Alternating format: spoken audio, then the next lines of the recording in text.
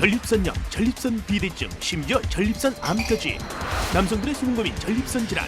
성인 남성 2명 중 1명은 전립선 질환으로 고통받고 있다. 노화로 인한 전립선으로 인해서 나오시는 분들은 보통 한두 차례 이상이에요. 2번, 3번, 4번, 심지어는 1시간마다 일어나시는 분도 있거든요. 나이가 들수록 더욱 괴로운 당신의 전립선. 다른 사람에게 말하기 어려워 병을 더 키운다는데 전립선의 공포에서 벗어날 수 있는 방법 과연 없는 것일까? 요즘 날씨 많이 쌀쌀해졌죠. 가는 곳마다 한두 명은 코를 훌쩍훌쩍거리고 또 기침을 하시는 분을 쉽게 볼 수 있을 것 같습니다. 네, 맞아요. 요즘 감기 조심하세요가 하나의 안부 인사인데요. 네. 기온이 점점 떨어지면서 또 조심해야 될 게 감기뿐만 아닙니다. 전립선 질환 역시 또 주의해야 한다고 합니다. 날씨가 추워지면서 유독 소변을 참기 힘들거나 또는 소변 볼 때 통증이 동반하는 거 있잖아요. 이게 다 이제 겨울철에 유독 심해지는 전립선 질환 때문이라고 하는군요. 네, 그 남성 여러분 그간 말도 못하고 혼자 고민 많이 하셨죠? 네, 오늘 이 시간에는 전립선 질환 해결법에 대해서 알려드리겠습니다. 자, 오늘도 이 자리에서 도움을 주실 선생님 모셨습니다. 건국대학교 병원 비뇨기과의 백성현 교수님 나오셨습니다. 안녕하십니까? 안녕하세요. 네, 반갑습니다. 어서 오십시오. 자, 뭐 요즘같이 추운 겨울 유독 소변 보기가 좀 힘들어졌다 하시는 분들이 굉장히 많으신데 그건 왜 그렇죠? 네, 전립선은 방광 밑에 요도를 감싸면서 위치하고 있는 작은 밤톨만한 장기로 정액을 만드는 역할을 담당하고 있습니다. 네. 그런데 나이를 드시게 되면 이 전립선이 마치 흰머리나 주름살이 생기는 것처럼 점점 커지게 되는데요. 네. 그러면서 소변 나오는 요도를 좁게 만들어줍니다. 추운 겨울에는 이 전립선이나 네. 골반 주변의 근육들이 수축을 하게 되고 그에 따라서 좁아진 소변 나오는 요도가 더 좁아지게 되면서 소변 보시기가 힘들어지게 됩니다. 아, 그 여름보다는 겨울이 더 네. 소변 보기가 힘들어진다는 얘기예요. 그 전립선은 그 남성들만의 어떤 기관으로 이제 정액이 만들어지는 곳이잖아요. 근데 그렇죠. 전립선이 어떤 기관인지 조금 더 구체적으로 좀 설명 좀 해주세요. 네, 전립선은 말씀하신 대로 남성들만 있고요. 전립선 액을 만들어내는 역할을 담당하고 있습니다. 전립선 액이라는 것은 정액의 한 3분의 1 정도를 차지하고 있고요. 그 안에서 나오는 정자와 섞여서 정자에 영양을 공급하고 정자를 보호해주고 잘 움직이게 해줄 수 있는 그런 역할을 담당하고 있습니다. 네, 그렇군요. 따라서 꼭 중요한 장기인 것은 맞습니다만 이 위치가 이 방광 밑에서 요도를 감싸고 네. 있기 때문에 여기에 영향을 주게 되면은 소변 보시기가 힘들어지게 되는 것입니다. 네. 그 남성들만의 장기죠. 그 전립선에 여러 가지 또 문제점들이 생길 수 있을 텐데요. 그 유독 가장 많이 생기는 전립선 3대 질환 어떤 것들이 있나요, 교수님? 네, 나이가 드시면 피해가실 수가 없는 전립선 비대증이 있고요. 증가율 1위의 암인 전립선암, 그리고 젊은 남성의 10%가 고생을 하고 있는 전립선염이 있겠습니다. 네. 네, 그렇군요. 자, 이 작은 전립선에도 여러 질환이 찾아올 수가 있네요. 날씨가 쌀쌀해진 요즘 특히 어떤 질환을 조심해야 하는지 한번 저희들이 알아봤거든요. 준비된 화면 함께 보시죠.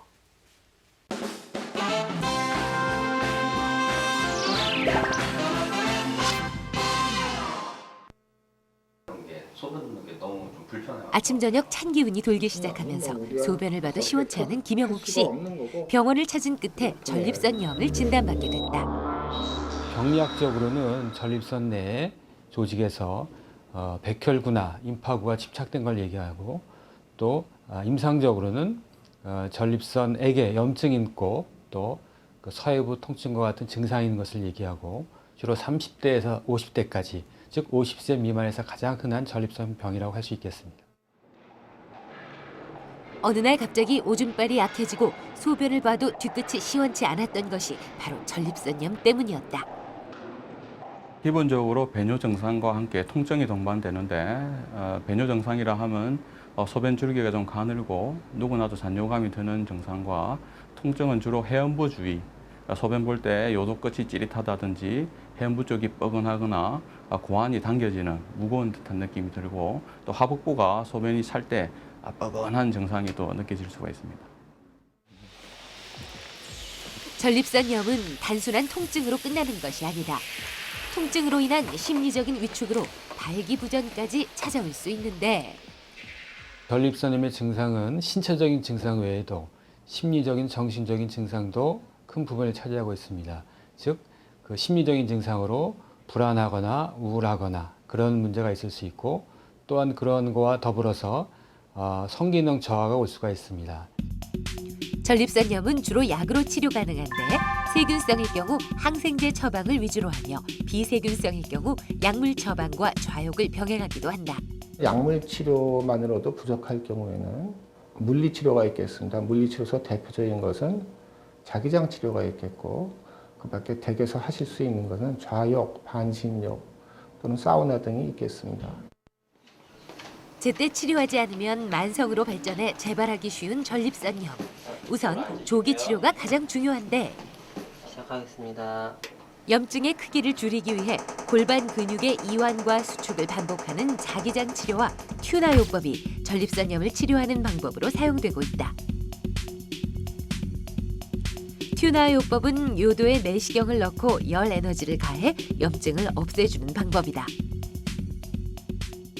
이러한 전립선염이 젊은 남자들에게서 주로 나타난다면 전립선 비대증은 나이 드신 어르신에게서 흔히 찾아볼 수 있다. 전립선 비대증, 왜 나이 많은 사람에게 주로 나타나는 것일까? 연령이 증가하게 되면 남성 호르몬과 연관돼서 전립선 부위가 커지게 되고 그 커진 전립선 부위가 전립선 요도부를 압박하게 돼서 막힘 현상이 나타나게 되죠. 그 저장 증상도 생기게 돼서 소변을 자주 보게 되고 밤에 자주 일어나고 소변이 급박하게 되고 급박한 소변 때문에 요 실금까지 생기게 됩니다. 전립선 비대증 역시 화장실에서 그 증상을 확연히 느낄 수 있다.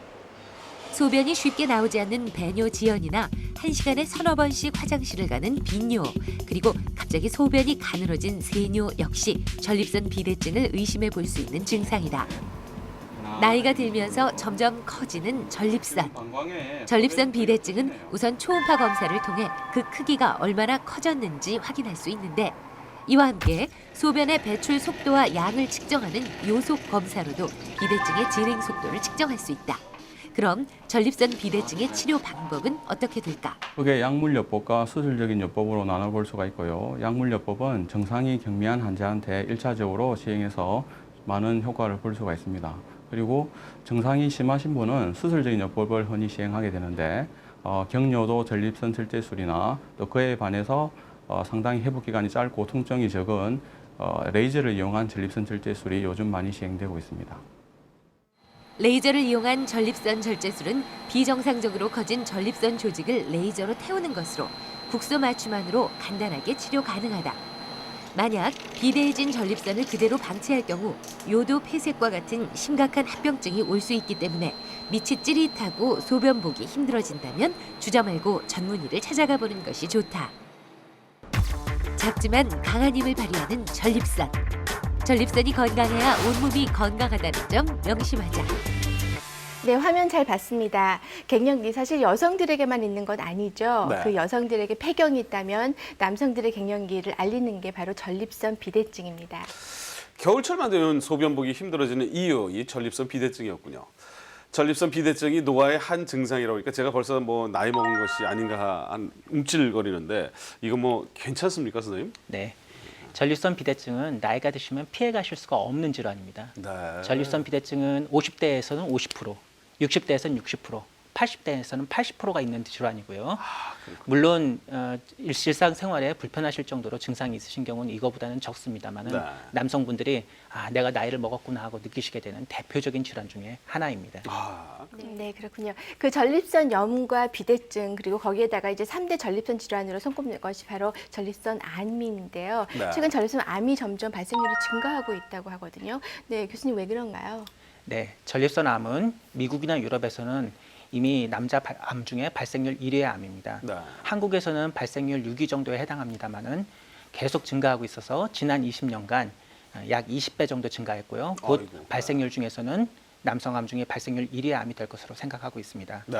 이렇게 증가하게 된 원인으로는 노령 인구가 증가했고, 그다음 식생활도 서구식으로 바뀌었고, 그리고 비만 인구가 좀 늘었다는 것도 원인이 되겠습니다만은 네. 최근엔 진단 방법도 발달을 했고 검진을 많이 하시는 것도 이유가 되겠습니다.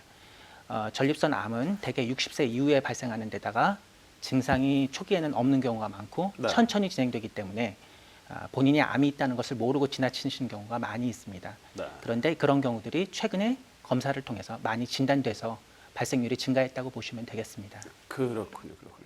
자, 얼마 전 저희 토마토에서 암 시리즈를 다뤘는데요. 전립선 암 역시도 급증을 하고 있다 보니까 정말 조심해야 되겠습니다. 네, 맞습니다.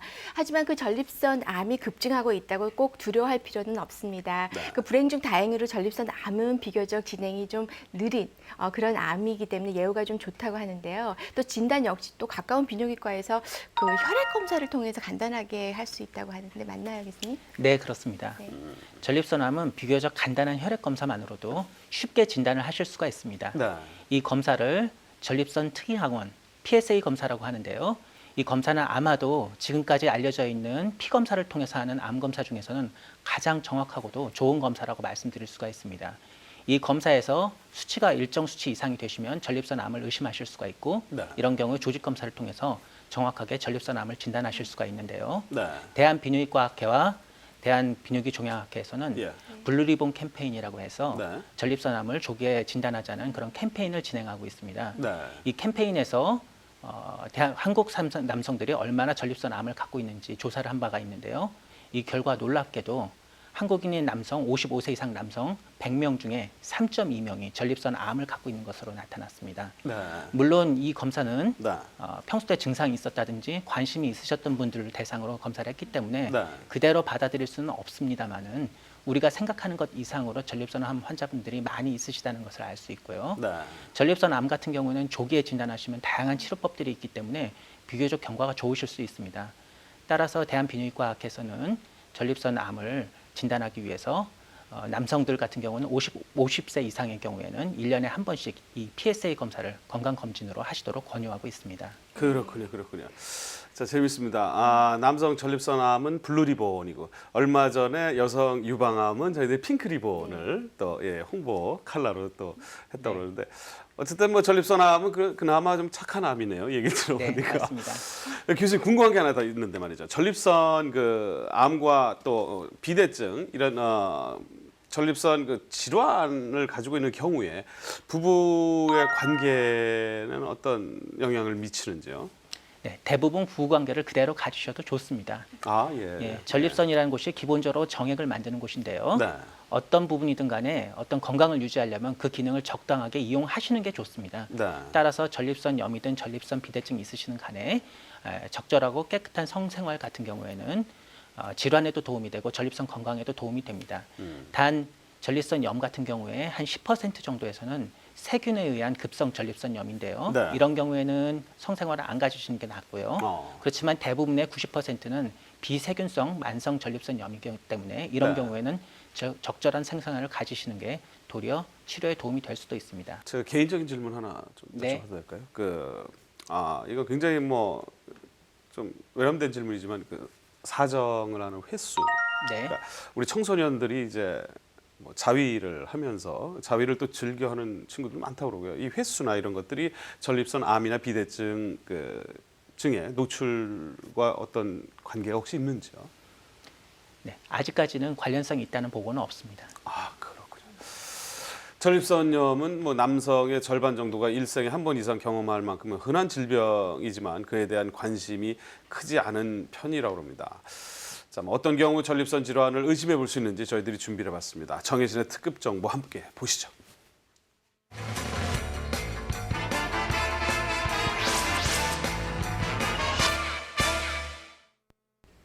네, 남성들만의 숨은 고민, 전립선 질환이죠. 그 누구에게 말하기도 창피해 아직도 혼자서만 끙끙 앓고 계신다고요. 그런 병만 키우게 됩니다. 그간 나에게 나타났던 증상들이 전립선 질환 때문에 그런 건 아닌지 하나하나 확인해 보시기 바랍니다. 네, 남성분들 화장실에서 볼일 볼 때 소변 줄기가 갑자기 가늘어진 적 있으시죠? 네, 어느 날 갑자기 소변이 가늘어졌다면 전립선 비대증을 의심해 볼 수 있습니다. 네, 수면 중 잦은 소변으로 밤에 잠 설친 적 있지 않으십니까? 네, 소변이 자주 마려 화장실 가는 횟수가 증가하는 것 역시 전립선염이나 전립선 비대증으로 인해 나타날 수 있는 증상이니 비뇨기과 전문의를 찾아가 보시기 바랍니다. 네, 또한 길을 걷다가 화장실이 너무 급해 이리저리 헤매며 화장실 찾은 적 있지 않으신가요? 조금만 참으면 되는데 도저히 참지 못해 쩔쩔맨 적 말입니다. 이런 경우 역시 전립선에 이상이 있음을 말해줍니다. 네, 마지막으로 화장실 다녀온 뒤 개운치 않고 찜찜하게 남아있는 것이 있다면 전립선에 이상이 있음을 의미합니다. 이 증상 역시 전립선 이상으로 인해 나타날 수 있는 증상이니 전문의를 찾아가 보시기 바랍니다. 네, 날씨가 추워지면서 소변 보기가 불편하거나 밑부분이 뻐근하면 주저하지 말고 전문의를 찾아가시기 바랍니다. 네, 스트레스가 쌓여 피곤해서 그렇겠지, 술 많이 먹어 그렇겠지라는 아니란 생각으로 뒤로 미룬다면 당신의 건강이 악화될 수 있음을 명심하시기 바랍니다.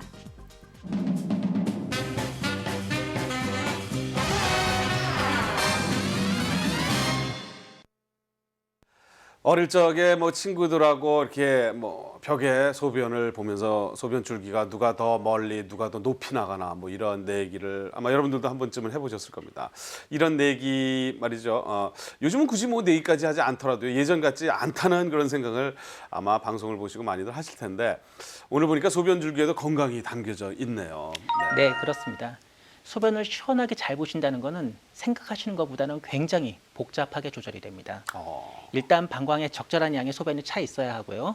그다음 소변을 보셔야겠다고 생각하시면 대뇌와 척추 쪽에 있는 배뇨 중추가 적절하게 조절이 돼서 소변이 안 나오게 막고 있는 괄약근을 풀어줘야 하고 배뇨근을 수축시켜야 되고 복압은 또 증가시켜야 되고 이런 과정들이 섬세하게 조절이 돼야 됩니다. 그런데 이게 워낙 섬세하게 조절되다 보니까 단순히 전립선 질환뿐만이 아니라 고혈압, 당뇨, 이런 아니면 척추 디스크 질환 등 다양한 질환의 영향을 받으실 수 있고요. 심지어는 우울증이나 심한 스트레스에 의해서도 영향을 받으실 수가 있습니다.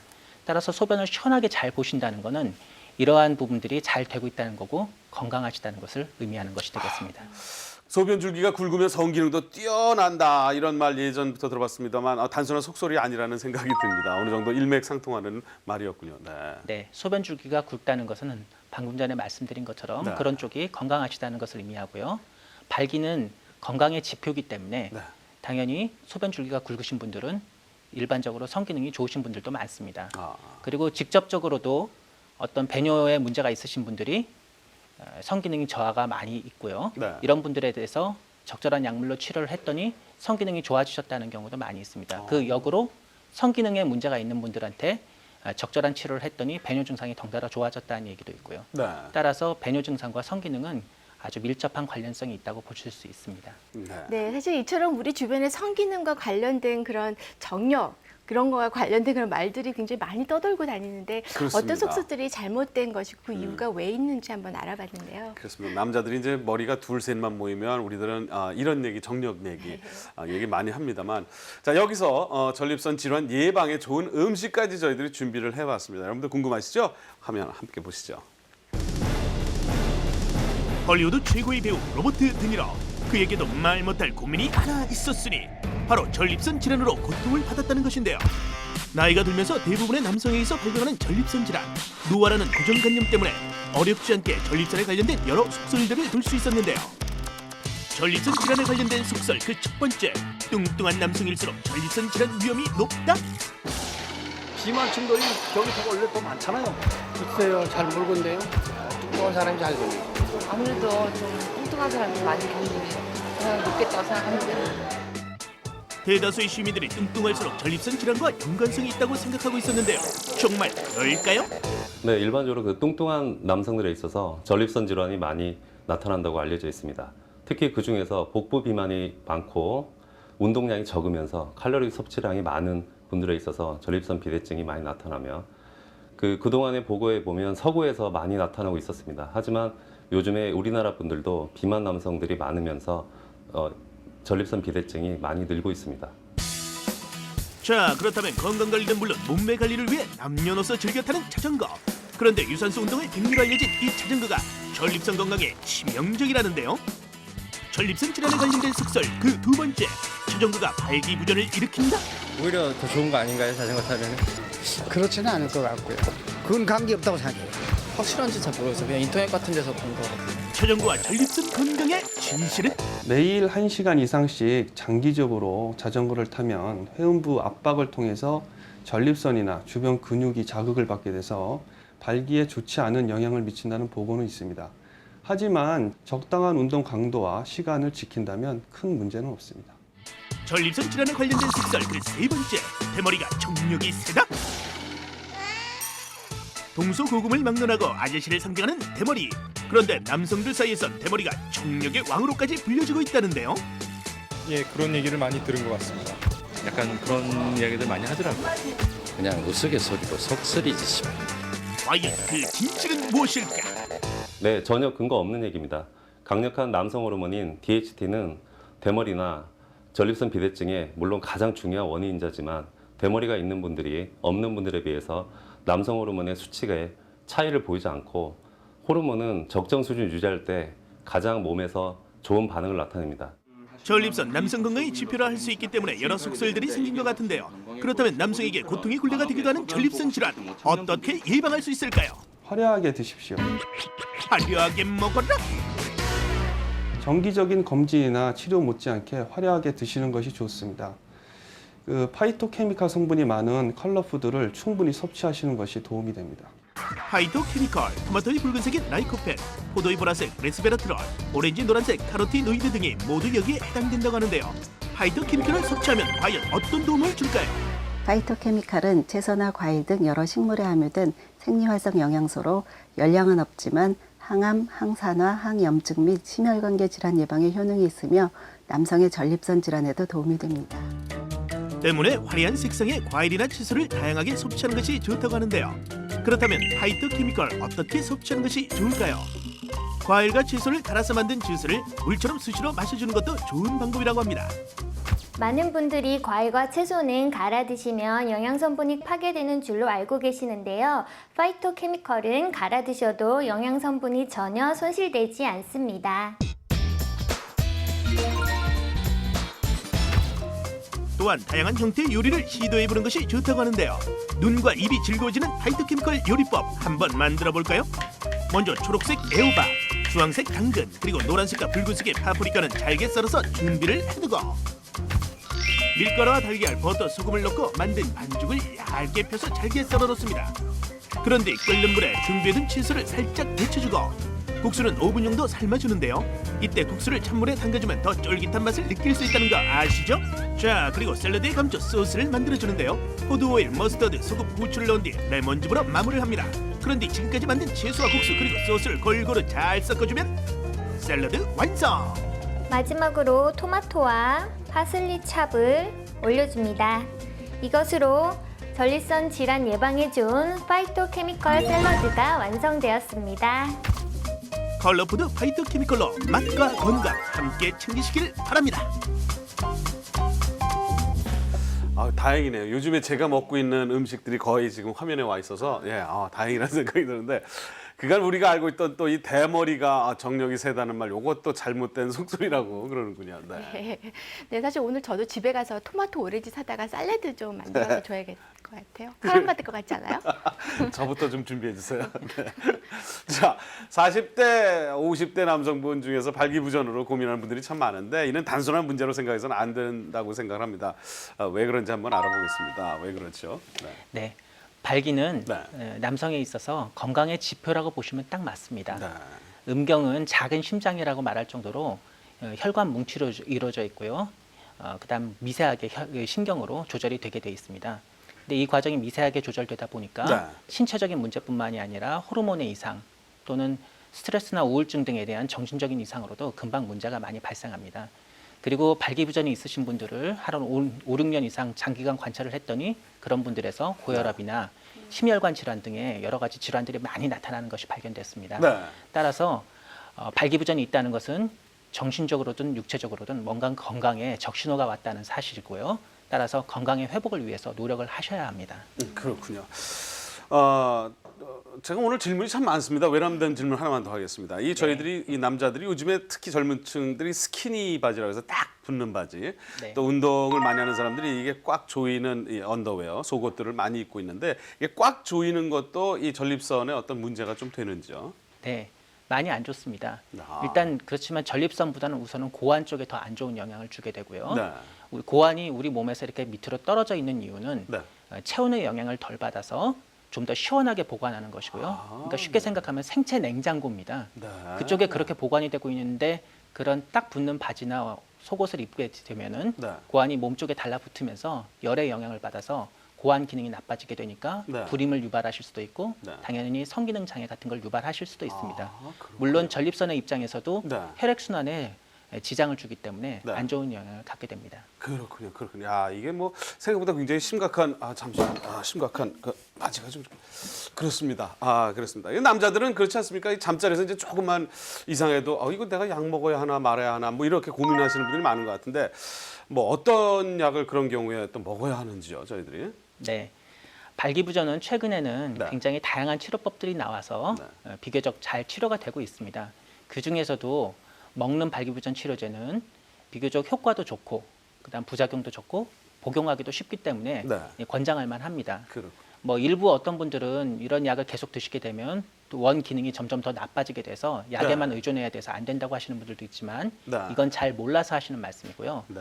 어떤 식으로든지 간에 계속 기능을 유지를 하시는 쪽이 네. 성기능 관리를 위해서는 더 중요하고 좋은 방법이라고 말씀드릴 수 있습니다. 그렇군요. 네. 늘 도움이 되겠지만 그 생활 속에서 전립선 질환을 예방할 수 있는 그런 생활 수칙 몇 가지 좀 얘기 좀 해주세요. 네, 일단 전립선은 우리 몸의 일부이기 때문에 몸의 건강을 찾으시는 게 가장 중요하고요. 네. 따라서 적절한 운동과 식이요법을 하시는 게 좋습니다. 그리고 전립선에만 국한해서 말씀드린다면은 우선 추운 겨울이니까 보온이 잘 되도록 옷을 잘 입으시라고 권해드리고 싶고요. 그다음 반신욕이나 좌욕을 하루에 한두 번 정도 해주시는 게 전립선 혈액순환을 좋게 해서 전립선 건강을 좋게 합니다. 그리고 감기약이나 음주 같은 경우에는 갑작스럽게 소변을 보기 힘들게 하기도 하기 때문에 주의하셔야겠고요. 커피나 자극성 있는 음식 같은 경우는 갑작스럽게 소변을 또 참기 힘들게 만들기 때문에 네. 또한 조심하셔야 되겠습니다. 그렇군요.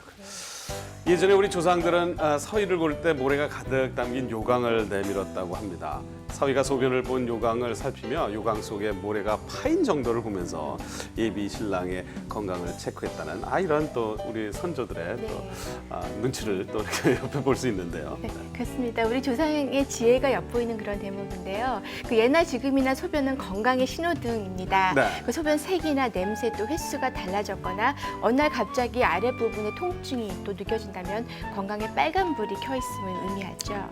그렇습니다. 날씨가 많이 추워지고 있는데 아무리 춥더라도 우리 남성분들 좀 이 하반신은 좀 시원하게 해놓는 게 좋을 것 같습니다. 저희가 준비한 소식은 오늘 여기까지고 오늘 나오신 건국대 비뇨기과 백성현 교수님 다시 한번 감사드리겠습니다. 감사합니다. 고맙습니다. 자, 저희들도 인사 함께 나누죠. 여러분 고맙습니다.